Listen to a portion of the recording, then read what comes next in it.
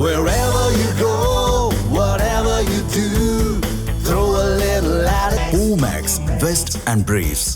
உலகை அச்சுறுத்திய பயங்கரவாதிகள் யார் என்று இந்தியர்களிடம் கேட்டால் Osama bin Laden, Masood Azhar, Hafiz Saeed போன்ற பெயர்களை வரிசையாக சொல்வார்கள். ஆனால் பலரும் சொல்ல மறந்த பெயர் ஒன்று உள்ளது. அது ஜாகிர் நாயக். ஆம், இஸ்லாமிக் ரிசர்ச் ஃபவுண்டேஷன் என்ற அமைப்பின் மூலம் பிற மதங்கள் மீது வெறுப்பை பரப்பும் கருத்துக்களை பேசி யூடியூபில் பிரபலமான அதே ஜாகிர் நாயக் தான். இந்தியாவால் தேடப்படும் குற்றவாளியாக அறிவிக்கப்பட்டு மலேசியாவில் தலைமறைவு வாழ்க்கை வாழ்ந்து வரும் ஜாகிர் நாயக் HIV நோயால் பாதிக்கப்பட்டுள்ளதாக வெளியாகியுள்ள செய்திதான் தற்போது சமூக வலைதளங்கள் முழுவதும் வைரலாக பரவி வருகிறது. இது பற்றி தொடர்ந்து பார்ப்பதற்கு முன்பு முதலில் ஜாகிர் நாயக் பற்றி தெரிந்து கொள்ள வேண்டியது அவசியம். மற்ற பயங்கரவாதிகளைப் போல ஜாகிர் நாயக் துப்பாக்கியை தூக்கவில்லை. மாறாக இஸ்லாமிக் ரிசர்ச் ஃபவுண்டேஷன் என்ற அமைப்பை தொடங்கினார். தொடர்ந்து விவாத நிகழ்ச்சி என்ற பெயரில் பிற மதங்கள் மீது வெறுப்பை பரப்புவது, இளைஞர்களை மூளை செலவை செய்து உருவாக்குவது போன்ற செயல்களில் ஈடுபட்டார். மணி லாண்டரிங் போன்ற பல்வேறு சட்டவிரோத செயல்களில் அவர் ஈடுபட்டதாகவும் குற்றச்சாட்டுகள் உள்ளது.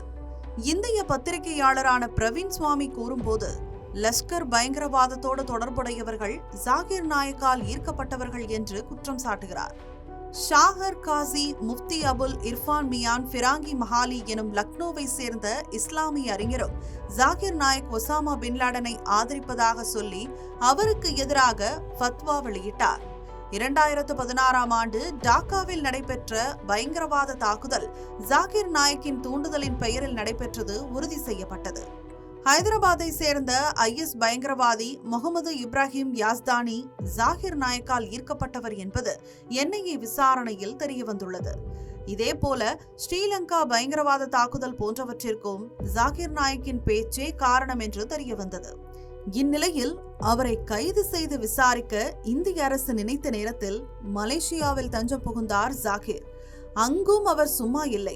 மலேசியாவில் இந்துக்கள் இஸ்லாமியர்கள் இடையே மோதலை தூண்டும் வகையில் அவர் பேச, இனிமேல் மலேசியாவில் எங்குமே அவர் பேசக்கூடாது என்று தடை விதிக்கப்பட்டது. மேலும் மலேசியாவின் 13 மாநிலங்களில் 7 மாநிலங்களில் நுழைவதற்கும் தடை விதிக்கப்பட்டது. இதையடுத்து ஆப்பிரிக்காவில் மதமாற்றம் வேலையில் இறங்கினார் ஜாகிர் நாயக்.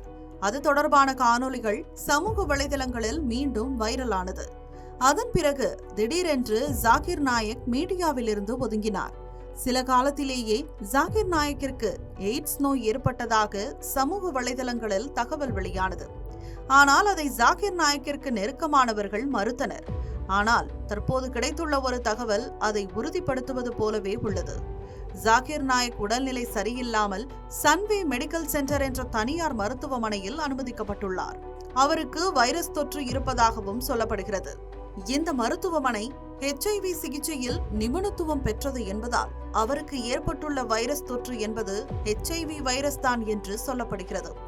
வாழ்நாள் முழுவதும் மதவெறியை தூண்டி வாழ்ந்து வந்த ஒரு மனிதர் தற்போது தனது கர்ம பலன்களை அனுபவிக்க தொடங்கிவிட்டதாக சமூக வலைதளங்களில் பலரும் கருத்து தெரிவித்து வருகின்றனர். Wherever you go, whatever you do, throw a little at it. Omax, Vest and Briefs.